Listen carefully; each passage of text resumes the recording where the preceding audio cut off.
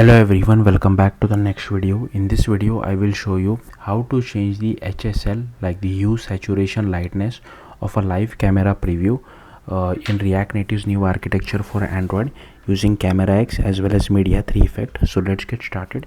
Firstly, I am using React Native version 80, which is the latest at the time of me recording this video. Second thing is all the code related to changing the HSL, using live camera preview, displaying the live camera preview, capturing the photo, all that is done via native code. So I'm not using any third-party libraries, so just a heads up. And also we will be following this documentation which you see to create the native component. So first you need to create a React Native project using this particular command. Now like I said, we are only doing it for Android, so we don't really worry about CocoaPods, and instead of demo you can write your own project name.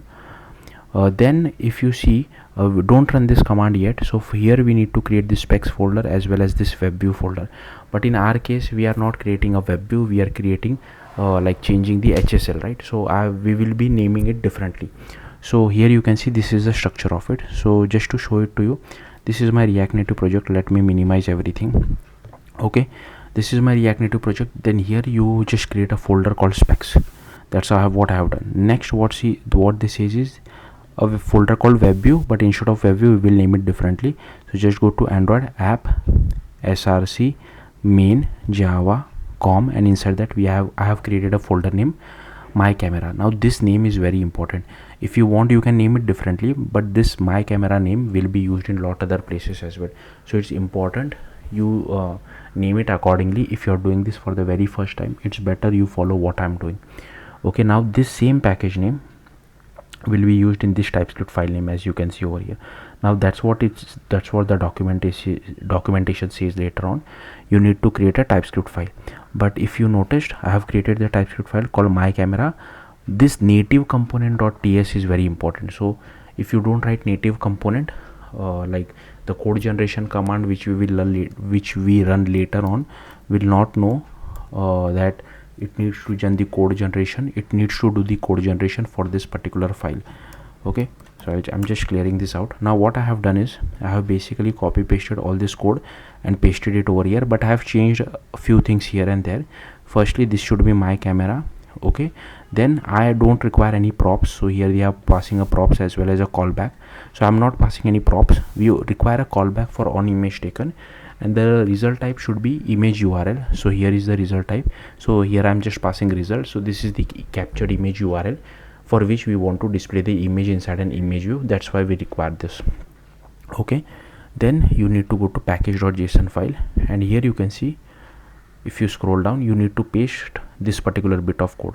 So that's what I have done over here. I have just pasted this bit of code over here, but again you need to make few changes. Firstly, the package name should be my camera over here, as well as over here, as well as over here, custom my camera. Okay, now they have missed one step. You need to do npm install as well.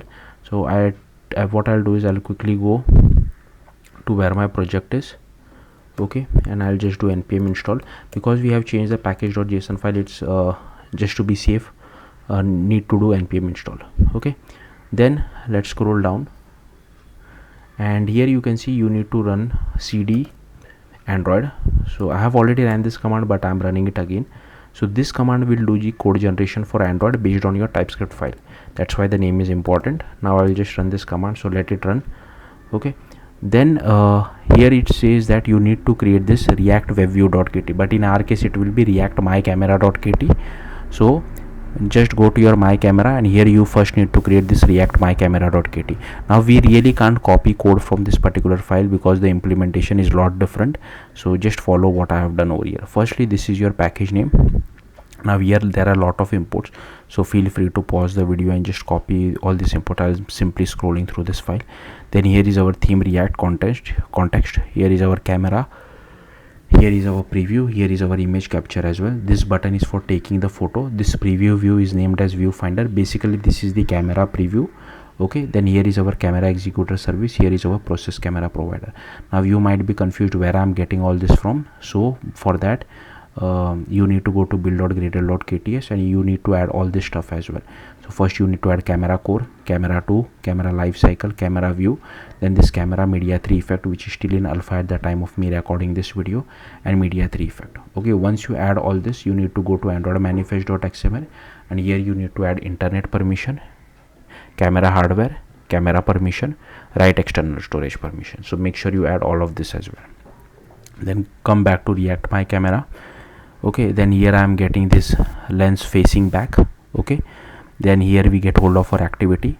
Then here we set layout params to our viewfinder and add it to our parent view. But here you can notice we are calling this method. Now I'll come back to this later on. I have written the implementation. Here we are just calling this method.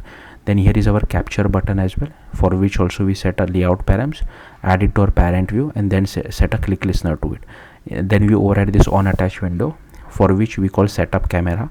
Inside on detach window we shut down our camera executor as well as unbind our camera provider. Then here we have this install hierarchy filter. Now this I have copied it from this particular URL which we have shown over here. Now why we are doing this? So there is a problem in React Native. So the URL which I have displayed, you can go to this URL. So there is an issue with React Native. Like the issue is present since 7 years back. The issue still has not resolved. So we have to use this particular hack to display the camera using camera X in our React Native application. If you don't write this particular bit of code, you will see a black camera preview. That's why. Okay, then here we call setup camera. So here we do process camera provider, add a listener to it, and here we bind our camera use case. Then here we just check if you finder dot display is equal to null, then return. Then here we get the width and height of it as well. Then here we get our camera provider as well as the rotation. Then here we do camera selector as well. Here is our aspect ratio strategy. Here is our resolution selector as well. Then here we initialize our preview view. Here we initialize our image capture. Then here we initialize use case dot group builder, add our preview use case as well as image capture. Then here is our media 3 effect as well. Then here we set the effect. So here we just change the hue, saturation and lightness accordingly. Then here we add the media 3 effect as well. Then here we unbind our camera. So this is the important part. So you can play around with this value. So ensure you don't need to pass 100f. You can play around with this value. So accordingly you will change the hue, saturation and lightness. Okay, for saturation you can change this value. You can change the lightness value over here. Then here we bind it to the life cycle. Okay, then here we get our surface, like assign it to our surface provider. Then this is the take photo button which is called on button click. So basically simple date format is basically for creating the file name. Then we need to save the file, that's why I use this content values dot apply, passing the display name, mime type, and if Android version greater than P, we also set the relative path. Also, yeah, just to show it to you, yeah, hopefully I have already shown you all these permissions.